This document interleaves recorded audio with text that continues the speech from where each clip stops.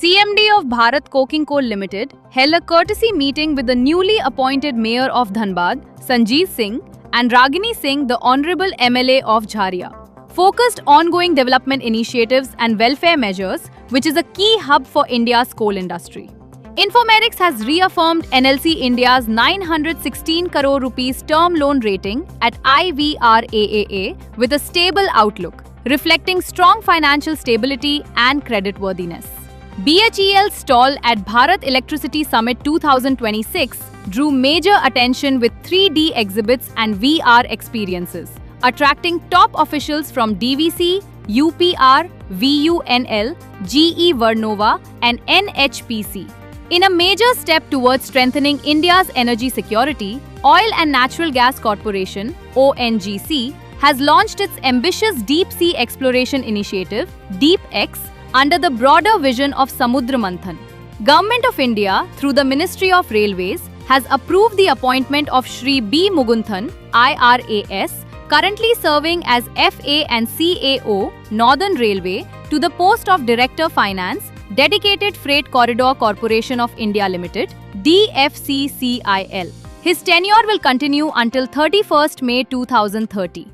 THDC India Limited continues its growth as a diversified power company with 3,657 megawatts capacity, strong profitability, and a strategic focus on renewable energy and pumped storage projects.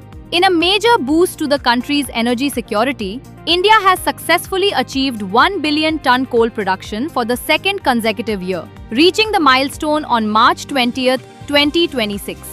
The achievement highlights the nation's growing self-reliance in the energy sector and its ability to meet rising demand through domestic resources.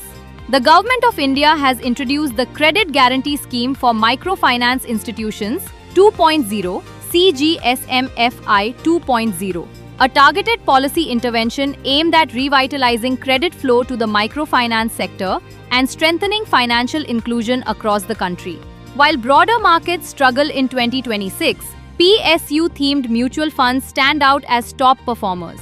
These funds, focused on SBI, BPCL, Bank of Baroda, NTPC, etc., gave positive returns YTD, with 3-year annualized at approximately 30.5% and 5-year at approximately 27.3% as of March 11th. State Bank of India successfully raised 6,051 crore rupees through the issuance of non-convertible, taxable, redeemable, unsecured, fully paid-up Basel III compliant Tier 2 bonds.